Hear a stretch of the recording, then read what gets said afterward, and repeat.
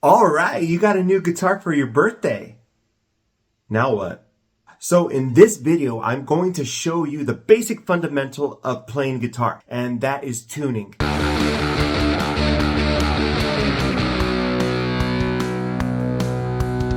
You know, as a music teacher, I instruct a lot of students. And I can't tell you how many times I've come across students who are well within several months of their guitar journey who don't even know how to tune. Don't be like those students. Don't let this be you. So that's why this video exists, so that you can know what you're doing when you're tuning your guitar. All right, for this first part, I am going to talk about the strings and the headstock. So I hope you know by now that the guitar has 6 strings. And the order of the strings is this. String number 1, E. String number 2, B. String number 3, G. String number 4, D. String number 5, A. And string number 6, low E. So now that I told you the proper order of the strings, I'm going to flip it around because most guitarists that I know, professional and amateur, they tune from the 6, the low E string, all the way up to the high E string.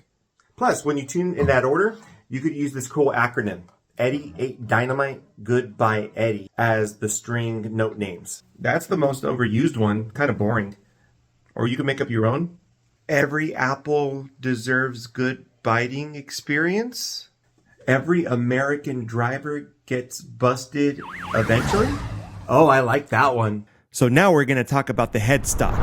Whoa. We have the order of the tuning pegs, starting on string 6, E, A, D, G, B, and high E. All right, so in this next part, we're going to talk about the music alphabet and basic theory. Okay, this is the part where the keyboard really helps. In the English-speaking world, we have 7 letters in the musical alphabet. A, B, C, D, E, F, and G. Then it repeats. A, B, C, D, E, F, and G. A, B, C, D, E, F, G. A, B, C, D, E, F, G. I think you get the drift. So, when you go up in pitch, you're going in alphabetical order. When you're going lower in pitch, you're going in reverse alphabetical order. So since this video is made specifically for beginners learning how to tune their guitar, I don't want to dive super deep into theory and risk losing you guys. But the information that I gave you so far lays the perfect groundwork to start tuning. So that's what we're about to do in this next part. So let's go ahead and start tuning. All right, here we go. Now, I'm hitting my low E string and a D is registering. So what I'm going to do is I'm going to tighten it. Keep in mind of the direction I'm turning the pegs. All right, so D turns into D sharp, and I'm tightening the string, which I am going alphabetical order this way. D sharp, and then D sharp turns to an E, and then you hit it right on the bluish green light. There it is, in tune. So for this next example, I'm going to set up a scenario that my students usually find problematic. So I'm hitting my A string and it's registering a G. That means I have to tighten it to an A. So a G turns to a G sharp, turns to an A. Perfect. And also keep in mind that G and A are notes that are back to back in the musical alphabet.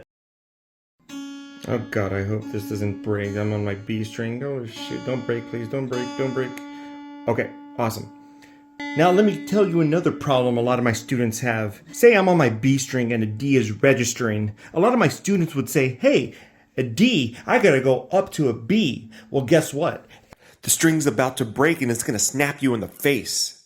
Now, a telltale sign of a string about to break is to measure the tautness of the string by pulling it and pulling the strings around it. For example, if I'm on my B string, I gotta measure the tautness more or less of the high E and the G string. Now, if it's too taut, it doesn't give a lot of slack, that means it's about to break. So when in doubt, always loosen. So I am on my B string and it shows D.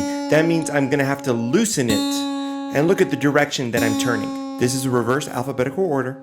So a D turns into a C sharp. C sharp turns to a C. C turns into B. There it is. All right, now I'm going to talk to you about the actual technique in tuning. But before I do that, we're going to need to know a little bit about the sound the guitar makes.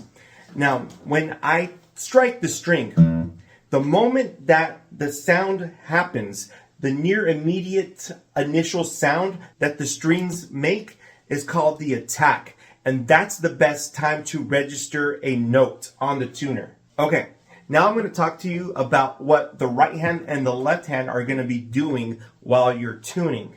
Now, first of all, I like to tune from the 6th string up.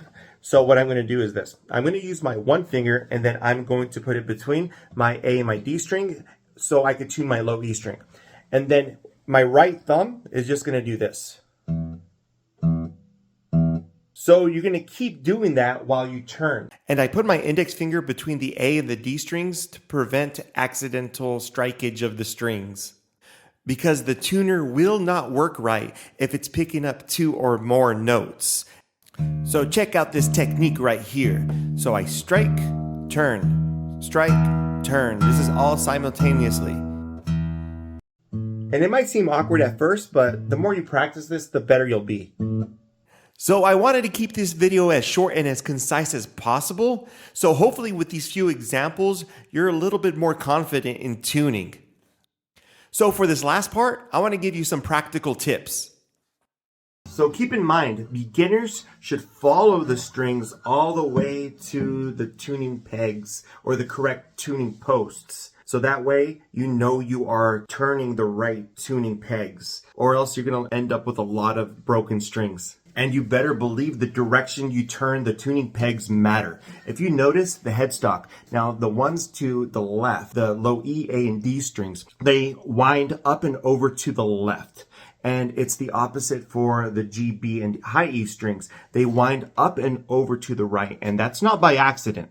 And please memorize the diagram of the headstock, or else you're going to break a lot of strings. And repetition is key. The more you practice tuning, the more instinctively what direction you turn the pegs, whether you want to tighten or loosen a string. So let's talk about tuners real quick.